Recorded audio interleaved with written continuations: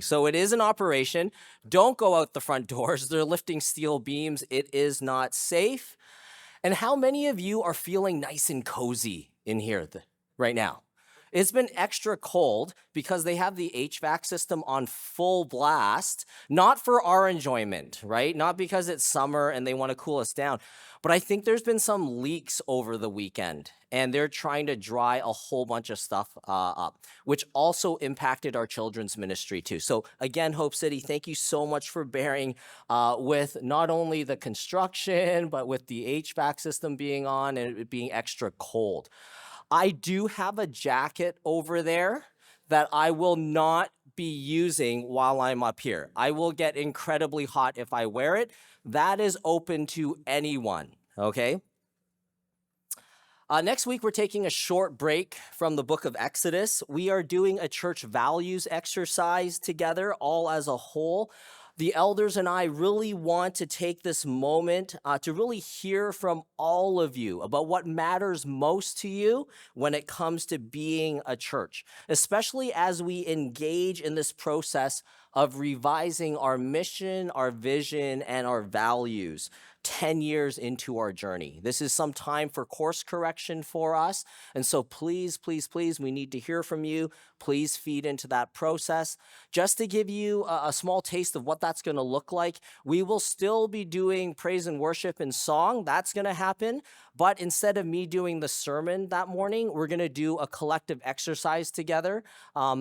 Happening right here after we dismiss the kids. The kids, as they're dismissed, and the youth, they will also be participating in a church values exercise, but sort of like done for their level, okay? So they're going to feed into this process with us.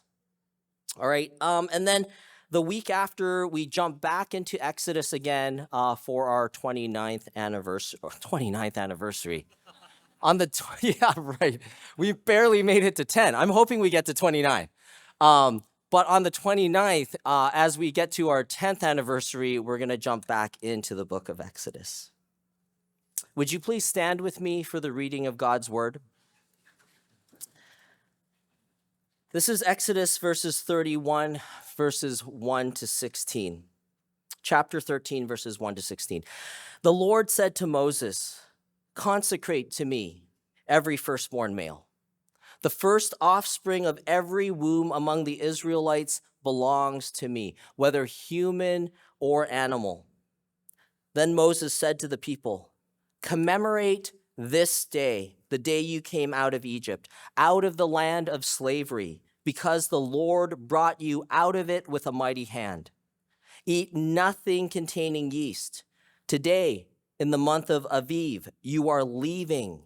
When the Lord brings you into the land of the Canaanites, the Hittites, the Amorites, the Hivites, and the Jebusites, the land he swore to your ancestors to give you, a land flowing with milk and honey, you are to observe this ceremony in this month. For 7 days eat bread made without yeast, and on the seventh day hold a festival to the Lord. Eat unleavened bread during those 7 days. Eat nothing with yeast in it. Nothing with yeast in it is to be seen among you, nor shall any yeast be seen anywhere within your borders. On that day, tell your son, I do this because of what the Lord did for me when I came out of Egypt. This observance will be for you like a sign on your hand and a reminder on your forehead that this law of the Lord is to be on your lips. For the Lord brought you out of Egypt with his mighty hand. You must keep this ordinance at the appointed time, year after year. After the Lord brings you into the land of the Canaanites and gives it to you, as he promised on oath to you and your ancestors, you are to give over to the Lord the first offspring of every womb. All the firstborn males of your livestock belong to the Lord. Redeem with a lamb every firstborn donkey. But if you do not redeem it, break its neck. Redeem every firstborn among your sons. In the days to come, when your son asks you, what does this mean? Say to him, with a mighty hand the Lord brought us out of Egypt, out of the land of slavery. When Pharaoh stubbornly refused to let us go, the Lord killed the firstborn of both people and animals in Egypt. This is why I sacrifice to the Lord the first male offspring of every womb and redeem each of my firstborn sons. And it will be like a sign on your hand and a symbol on your forehead that the Lord brought us out of Egypt with his mighty hand. This is the word of the Lord. Thanks be to God. Please have a seat. I want to start just with the briefest of recaps as it comes from last week. We talked about the Exodus itself, the Israelites leaving Egypt. We talked about what the Exodus meant for the Israelites. We have them leaving slavery for freedom. We have them leaving death for life. We have them leaving Pharaoh's purpose for them, which was free labor, for Yahweh's purpose, back to the covenant that he made with Abraham, that he would bless them and make them a blessing for the entire world, not only to bless the Egyptian empire with free labor. They would be leaving the land of Egypt for the promised land, for Canaan. That is what Exodus meant for the Israelites. We also talked briefly about what the Exodus would mean for us as followers of Jesus. That we are leaving the sins that enslave us for the freedom and the fullness of life that he brings. That we are leaving death for life in God's kingdom, both eternal, not just in quantity, never-ending life. That's often how we think of everlasting life. That it'll just go on and on and on. And yes, that is true in Jesus, but Jesus says, I've come to give you life and give it to the full. The quality of your living will change as I transform you by the power of the Spirit. And finally, we will be returning once again, not only to living for ourselves and living in sin, but our purpose changes. We are returning to God's mission, returning to the purpose of bringing his blessing, his restoration to a broken world that you and I inhabit, live in, call home. We are part of making things new again in the here and now. You see, what we have here is that the people of Israel, they now have their freedom. The Exodus has happened. They have left Egypt. They are free of Pharaoh. They are no longer slaves. But the challenge here and the mystery here is that it is possible as free individuals, and it's actually quite easy for them to return to slavery and death once again. They have been freed, but there is no guarantee that they will not return back to slavery and death. We actually see, if we read the history of the people of Israel, we ironically and sadly see how they end up departing from God, departing God's ways in their freedom that God gives them, in the choice that he gives them. They depart from him and they end up captive once again. They are captive to the Assyrians, captive to the Babylonians, captive to the Persians, and later when we come to the time of Jesus, they are captive to the Romans. They are captive not just nationally and politically, they are captive spiritually as well. And so the question that I think Exodus, this passage, asks of us is, how do we enjoy the freedom that God gives and live life to the full and not return to slavery and death? How do we live into this freedom and live well into the freedom that he gives us? I think if we look at the passage that we've read this morning, we find that God answers his people. He gives them 3 practices that they may live in freedom, that they may live in life and enjoy it to the full. And the answer that he gives them is consecration, first practice. The second practice that he gives them is commemoration. And the third and final practice is the practice of redemption. We're going to break down what each of these mean, and this is where I'm going to go with the sermon this morning. Let's talk about consecration and what that means. If we want to live in freedom, if we want to not return back to slavery, enslave ourselves again, we first and foremost need to consecrate ourselves. This is verses 1-2 and 11-12 from the passage. I'm just going to read it over so you know I'm not just making this up. This comes from the text. The Lord said to Moses, consecrate to me every firstborn male. This is the first command that God gives his people as soon as they leave Egypt, as soon as they begin living in freedom.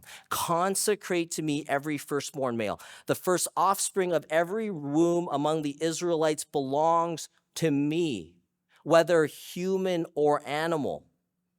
Verses 11-12, after the Lord brings you into the land of the Canaanites and gives it to you as he promised on oath to you and your ancestors, you are to give over to the Lord the first offspring of every womb. All the firstborn males of your livestock belong to the Lord. The first thing that God commands the Israelites to do after he frees them from slavery, death, and Pharaoh's grasp is to consecrate themselves, specifically to consecrate to him every firstborn male. This is human or animal. And I believe that God does this because consecration addresses our identity and our calling as God's people. After the Exodus, the people of Israel are free. They no longer belong to Pharaoh. They are no longer slaves. That was their identity for years, if not decades. And now they have an opportunity to figure out who they are. Last night, Grace and I had the incredible privilege of having the young adults, this post-secondary age group, over for a barbecue with some of their leaders. And this time of their lives, I think, is an amazing time in their lives. Do you remember, those of us who are much older, do you remember what it was like being 18 to 22? All that you were exploring, the possibilities, right? Things being new and fresh. I met somebody who just started at SFU, and I started to calculate, like, how long has it been since I was at SFU? I actually graduated 21 years ago. So that's longer than most of them have been alive. I felt so old. But this is the time of their lives, 18 to 22, when they're figuring out school, what they're going to study, figuring out relationships, dating and marriage, figuring out work, figuring out who they are. That's what you do in that stage of life. And the message that some of our leaders that were there had for them is that the key to making sure that they figure out all the important stuff like relationships, the academics, the career development, is to make sure that they prioritize the spiritual development as well. If they lock down who God is to them and live in response to him, he will lead them in all of those areas that they're trying to figure out. And this is true not just for the young adults. This is true for us as well. This is true for the Israelites. They are trying to figure out who they are now that they have all this freedom. And the temptation for the people of Israel right off the bat is that in their God-given freedom, they can go. They can see what all the other nations in the land of Canaan are like. And they can try on all of those identities and ways of living for themselves. They can do that in the freedom that God has given them. So right away, first and foremost, God calls them, consecrate yourselves, set yourselves apart. The temptation for the Israelites is that they will forget who they are, who they belong to, and what they're called to do as God's people. And in doing so, the danger for them is not just trying on and living out all the other identities that the nations offer, but they will enslave themselves all over again. Be enslaved by false gods, be enslaved by other nations, be enslaved once again to sin and death. And so God, in his goodness, he calls them to consecrate themselves, to set themselves apart. God tells them in no uncertain terms, you are not like the other nations. And I feel like this is the same thing we need to hear, not just for the young adults, but for all of us who follow Jesus. You are not like everyone else in your neighborhood, in your society, in your place of work. You are not to be like them. And I want to emphasize here, this is not about pride. This is not us being better than others. This is about purpose. We have been called to something else. God chose us not because we're better than others. God chose us in his grace to belong to him, that we might live out his purpose, reach others, love others, include others. That's what it looks like to be set apart, to be not like the other nations, to be not like those who are around us is not a matter of pride. It's a matter of purpose. It's a matter of identity and calling. Since Abraham, God's people have been called not just to be a family, but to be a nation. And in this moment where they are being founded as a nation, God wants to make it very clear that they exist, that they may bring God's blessing to the entire world. They are to bring God's remedy for the curse of sin. That is their identity. They are God's very own, God's people, God's children. And their calling, they are to bring God's blessing, God's remedy for the curse of sin into the world.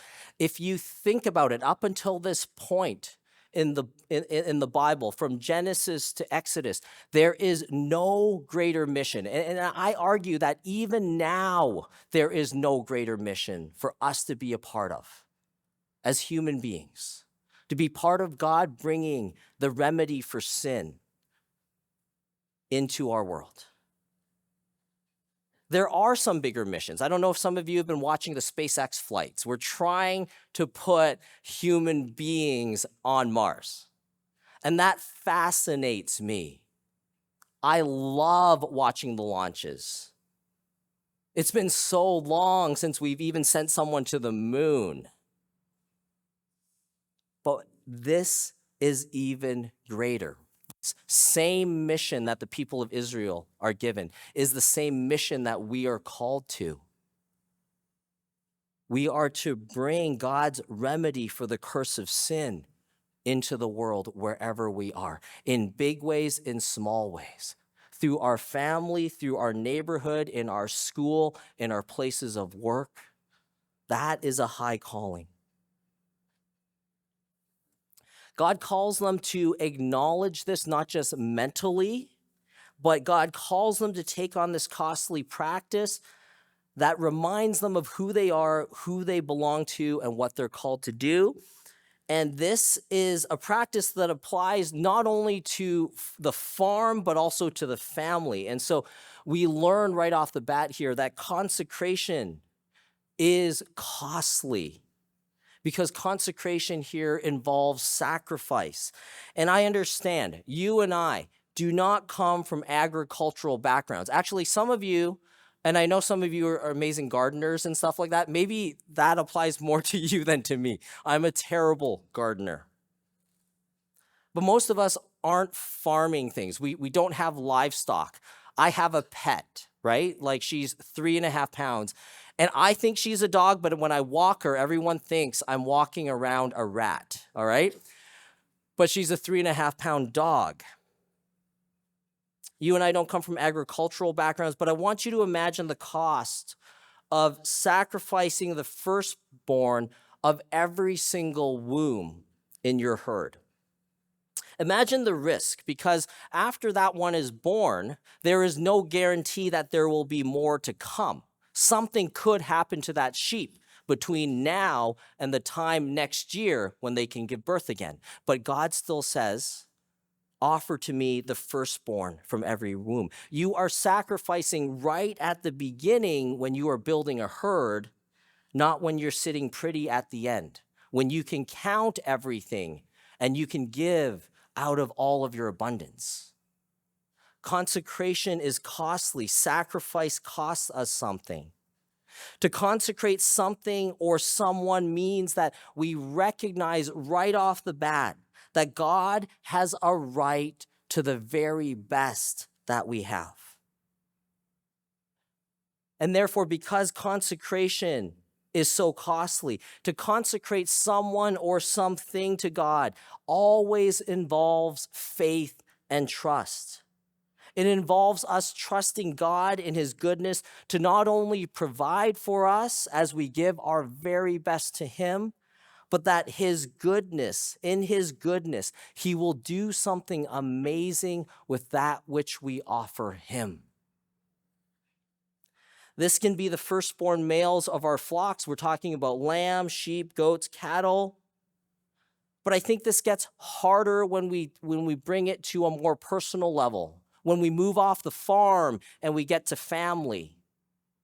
When we talk about the firstborn boy, or let's just be honest here, girl, our children, what could be more precious to us? Nothing we treasure more, and for good reason. But to give them to God, to entrust that God will do what is best in his mind for them, that is not an easy thing to do. I'm going to be honest with you. I wrestle with this and have been wrestling with this so much over the last 6 months. I've shared a little bit about my son's health journey. He has a condition in which the cartilage in his knees is coming off the bone. And he cannot do the things that he loves, which is to run, jump, and to play, to be a normal teenage boy. He is unable to play soccer, a sport he loves. And that, for me, I didn't know that this would rock me so much. Because in my mind, I have plans for him. I think I know what's best for him. I so desperately want his knees to be healed. But it doesn't look like that's in the cards. The surgery that the surgeons are offering require 9 months of rehab and rehabilitation per knee. He is going to be in and out of crutches for the next 2 years. This is not what I would ever want for my son or ever want for anybody's child. And what God is calling me to learn to do is to trust that his plans for him are actually good. That God is still for him and with him. I'm going to be very honest with you. I have been on my knees praying for him, asking that God would somehow intervene and miraculously, in his goodness, just heal his knees. What father wouldn't? So I'm on my knees praying for him. And this is what I hear from God. He is so much more to me than a set of knees. And that blew me away. Blew me away. Blew me away. Because my way in and out and through this is just that I just want him to get a new set of knees miraculously, somehow, maybe through surgery. But if that's not in the cards, am I willing to trust and give to God my son to do what God would want with him and for him and through him? Man, these are not my plans. I have to learn how to give to God what is God's. That's a little bit about my journey. This is real for me. I am hearing this as I am preaching this. God in his goodness does not ask us to sacrifice our children. There were pagan nations that the Israelites were called to conquer as an act of judgment. They did sacrifice their children. They needed to leverage the gods in some way or some form to get what they needed out of God. And so they sacrificed literally their children. God calls this an abomination. God does not call us to sacrifice our children in that way, but he does call us to consecrate them, to give them to him for his purpose. God provides a way out of this sacrifice, this way of redemption, which we're going to get to in just a moment, where every firstborn son is not sacrificed but redeemed. And the cost of this would be 5 shekels, 5 silver coins. And we're going to get into why this happens. But the idea here is that God isn't trying to take away that which we treasure most, but to help us understand that what we treasure most actually belongs to him, belongs to his purpose. And ultimately that you and I, we don't belong to ourselves. We belong to him, and we are what he treasures most.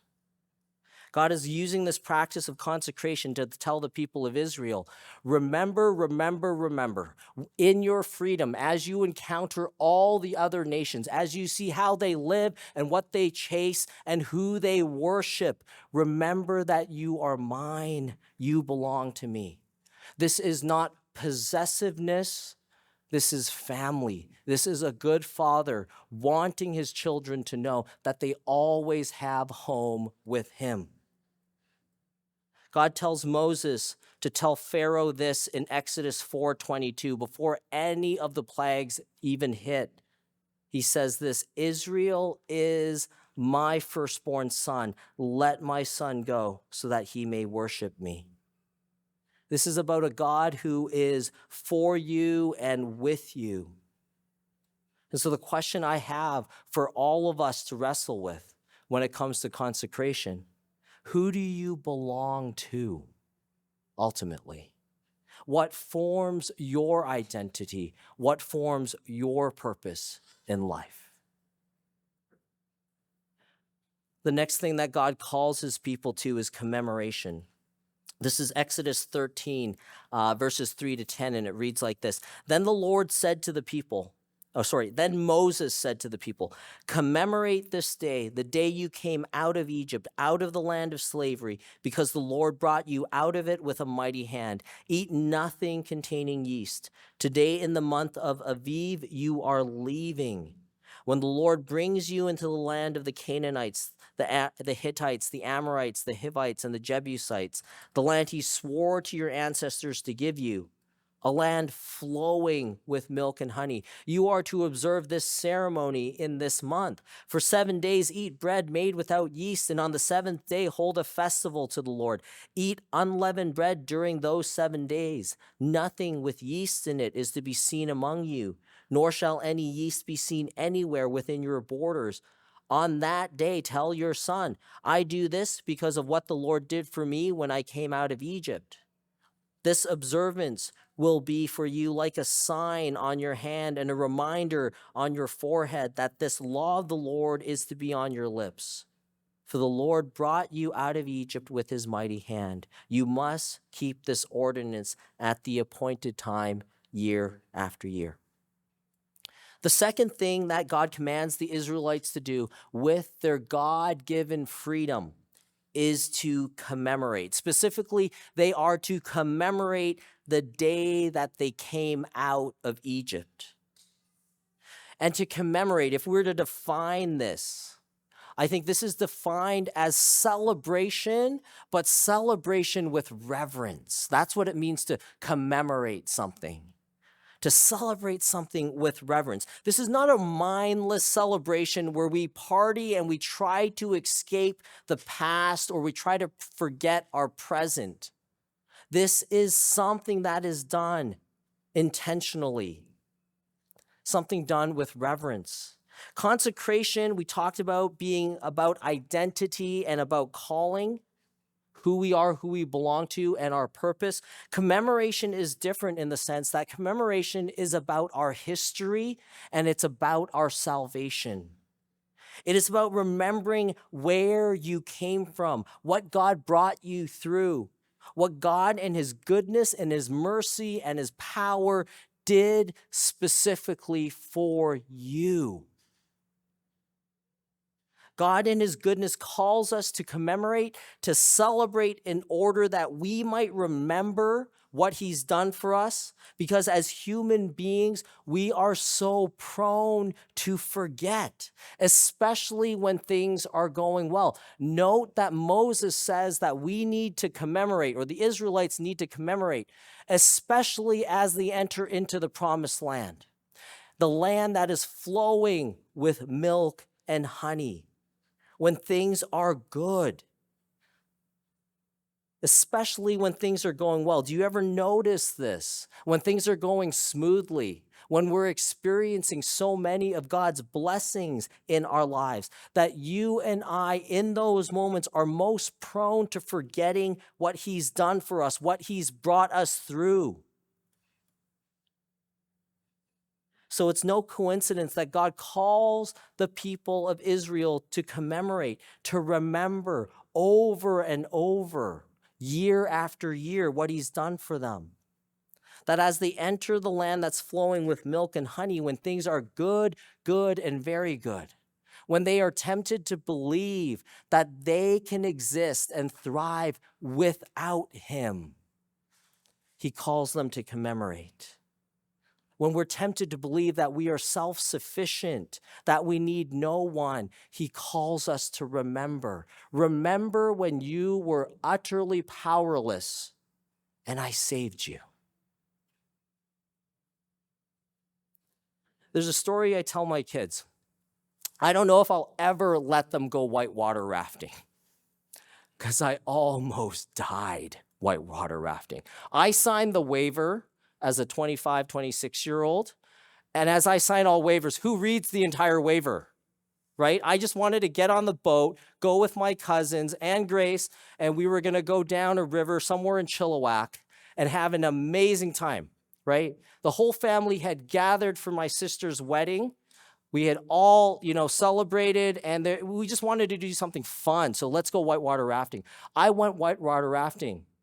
Long story short, whenever I'm with my cousin Jeremy, I almost drown. I am never doing any water sports with Jeremy ever again. Okay? I'm in the water. I have never felt as powerless because everything they taught me to get out of a situation when you're in a spin cycle in the water didn't work. They teach you. They tell you all of the dangers before you get on the boat. And I listened. Like, I follow instructions. That's how I'm wired. Some people don't follow instructions, right? And in this case, it wouldn't have mattered. But I'm in the water. The boat manages to eject me. And there is this spin cycle that's happening on the other side of the rock. I'm in it. And what the instructors told us is that when you're in that spin cycle, there's two ways to get out. You either try to make yourself as big as possible, so you do the starfish, right? And hopefully what happens is while you're in the spin cycle, there's still current going this way. One of your appendages will catch that current, and that current will pull you out of that cycle. I'm in the cycle. I don't know what's up. I don't know what's down. Everything is dark. I don't even know which way to swim up, because what's up when you're just being tossed like this? I do the starfish. Nothing happens. The next thing they tell us is, if that doesn't work, then do the meatball, right? Which is make yourself as small as possible so that hopefully the spin cycle can eject you, right? I'm like, don't worry, I've got this. I'm going to do the meatball and get out. Starfish didn't work. That's okay. They gave me a second technique, meatball. I do the meatball. Nothing happens except I spin faster and faster in the middle of the spin cycle. And in that moment, I thought three things. I thought, oh my goodness, I'm actually going to die. I don't know if you've ever had that feeling, that thought come across your mind where it's like, I've done everything that they've told me to do. I can't get out of this. I can swim as hard as I can. Nothing's making a difference. I'm going to die. Second thing is, I had just celebrated my first anniversary with Grace. And I was like, in my mind, I literally thought, man, that's all I get, right? That's 1 year of marriage, right? That's it, right? And then the third thing I remember thinking was like, Jesus, help me, right? Like, I've never been so desperate where you're calling out for God to save you. Because in most moments that I've experienced in my life, it hasn't been life and death. And I've been able to manage most things on my own relatively well, or at least as an average person would, right? But here I was, actually asking God to help me, to save me, because I know in that moment, I'm like, I am going to die. I've never been underwater so long before, and I have no more air left, and my lungs are burning. And somehow, miraculously, in that moment, all the other rafts in our group had passed. The last raft with one guide left saw me. They passed the part where I was still churning. And he has this extra long paddle because he's got to steer. And he plunges it like as deep as possible into the spot that I had gone under. I feel this paddle come right down, hit the side of my head, and land right here. The paddle is right here. And I just hold on for dear life. And as the boat moves forward, the raft moves forward, I'm pulled up out of the water. There is this one moment where they pull me onto the raft, and I am throwing up water. Snot is going everywhere. And I see faces that look at me as if they've seen a dead person before. It is just quiet on the boat. Everyone realizes in that moment that that could have been them, and that's why they make everyone sign the waivers. I tell you this story because even after having such a close encounter with death itself, I am so prone to forgetting this. That the kids from time to time ask me to tell it, and every time I tell it, I am reminded of how close I came to death. I remember after coming out of the water in the days after, I did not take breathing for granted. But I'm going to tell you now, I take breathing for granted all the time. I swore after I came out of the water that I would never be petty or I would never sweat the small stuff. I sweat the small stuff all the time. We forget so easily, so quickly, in whatever moment we're in, what God has brought us through. We are so prone to forget. And that's why it's important for us to tell it over and over again, that we may remember what God has done for us, and that may hold us and keep us consecrated to Him.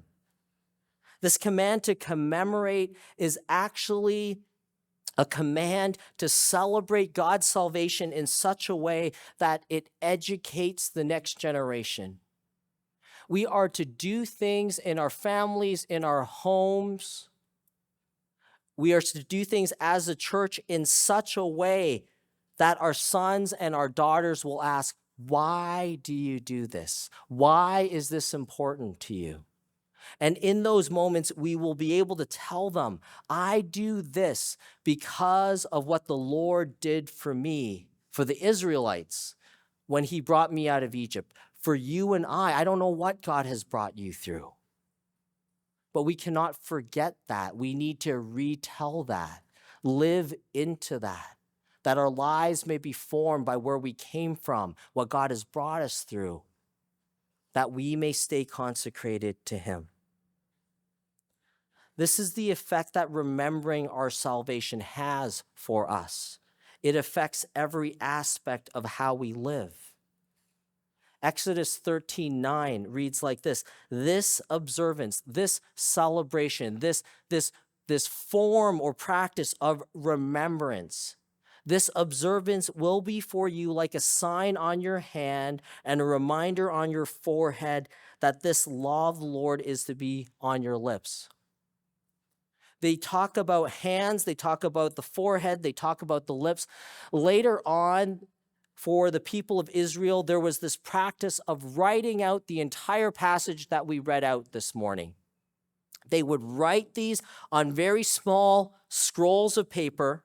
These scrolls would be put into little boxes, and that they would be tied, bound to their hands, their arms, and to their foreheads. This was an external practice of taking what God has done and binding it close to you. But I wonder what an internal practice of this looks like, where we remember our salvation so deeply that it affects the work of our hands, what we do, what we create, how we live. That we remember our salvation so much that it transforms the way that we think and the way that we see our world and see others around us. That we remember our salvation so deeply that it impacts what we say, what we refrain from saying, who we praise, who we honor with our lips. I'm reminded that as a church, we celebrate communion once a month, but as I hear about how important it is for us to remember our salvation and to tell the next generation about God's goodness and about God's work, I wonder if we need, as a church, to celebrate this more centrally or maybe even weekly in terms of our worship. As we enter into our 10th year, this is an opportunity for us to rethink how we do things and why we do things. My question for you in terms of commemoration is this: how will you commemorate what God has done for you? Maybe not just in terms of the big scope of what he's done on the cross for your salvation. Absolutely, we should be diving into that. But what are some other moments where God has rescued you, made himself real to you, brought you out of a situation that you were powerless to get out of on your own? How will you commemorate what God has done for you? Will you write it out? Will you sketch it out? Are you an artist? Who will you share with? And finally, redemption. The last piece, the last practice that God calls us to. This is verses 11 to 16. After the Lord brings you out of the land of the Canaanites and gives it to you, as he promised on oath to you and your ancestors, you are to give over to the Lord the first offspring of every womb. All the firstborn males of your livestock belong to the Lord. Redeem with a lamb every firstborn donkey. They redeem every firstborn donkey instead of sacrificing the donkey because according to the Old Testament, a donkey is not fit for sacrifice. So a lamb has to be sacrificed instead. But here's the thing: if you do not redeem it, you still lose it. You need to break its neck. Redeem every firstborn among your sons. In the days to come, when your son asks you, "What does this mean?" say to him, "With a mighty hand, the Lord brought us out of Egypt, out of the land of slavery. When Pharaoh stubbornly refused to let us go, the Lord killed the firstborn of both people and animals in Egypt. That is why I sacrifice to the Lord the first male offspring of every womb and redeem each of my firstborn sons. And it will be like a sign on your hand and a symbol on your forehead that the Lord brought us out of Egypt with his mighty hand." The third thing that the Lord commands the Israelites to do in their God-given freedom is to practice redemption. We talked about what this means in terms of the sacrifice of the firstborn from every womb when it comes to the farm. But what does this mean when it comes to the family? They are to redeem every firstborn son. And while consecration is about our identity and calling, and while commemoration is about our history and salvation, where we come from, Redemption looks to the future with hope. It's about where we are going. Because there will be moments in the story, whether it's our story or in the story of Israel, where things get dark, where things do not work as they should. And people will feel like giving up all hope when we wonder, what are we living for? And so this practice of redemption helps us rehearse our hope in God. It gives us a bigger picture of what God is about and what he is doing, what he will do next. You see, from the moment that Israel enters into the promised land, they are to make it a regular integral practice of setting apart their firstborn for consecration. The firstborn of their livestock, the firstborn of their children, they are to give to the Lord. As for the children, as I mentioned earlier, we don't need to worry about this. God is not asking them to sacrifice their children like what happened in the land of Canaan with all the pagan nations. Instead, what we see in the book of Numbers is this, that the Israelites could go to the priest and give 5 shekels to the priest in order to redeem their child. Strange practice. 5 shekels. Probably, and again, I don't know if the currency translates directly. We're talking about something from thousands of years ago as well. But 5 shekels is roughly about $50. 5 silver coins. This is not a prohibitive amount by any means. And that's by design. It's so that any family would be able to redeem their child, regardless of whatever financial situation they found themselves in. God intentionally set this bar low so that everyone can participate. Because the purpose of this is to communicate to God's people that it's not what we pay to redeem our children, but ultimately what God will one day pay for all of us.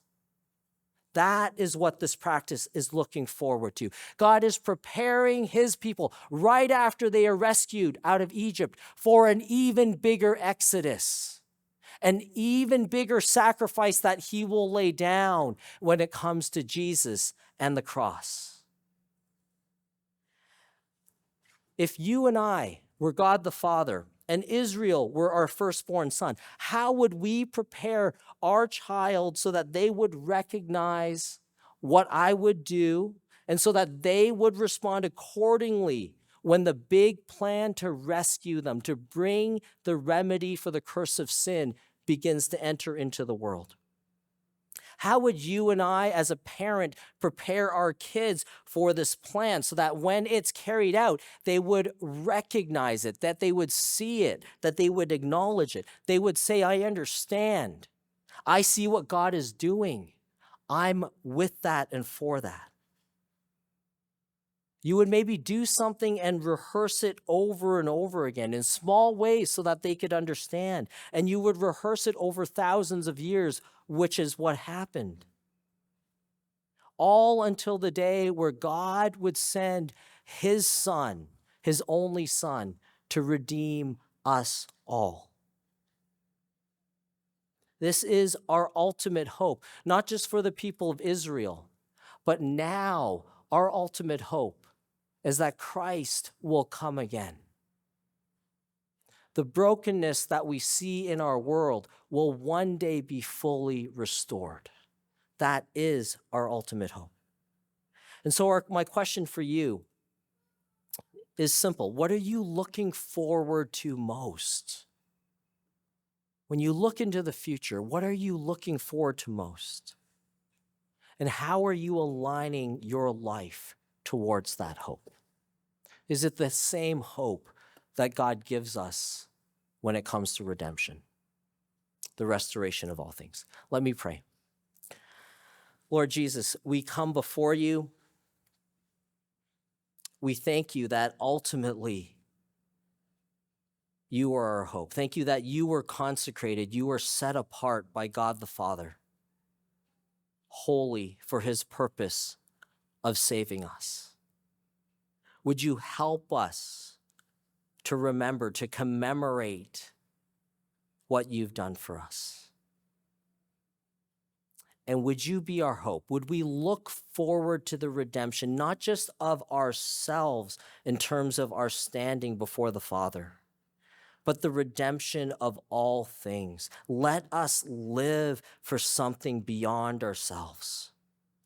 Let us look forward to all creation being renewed. We pray this in your name, Jesus. Amen.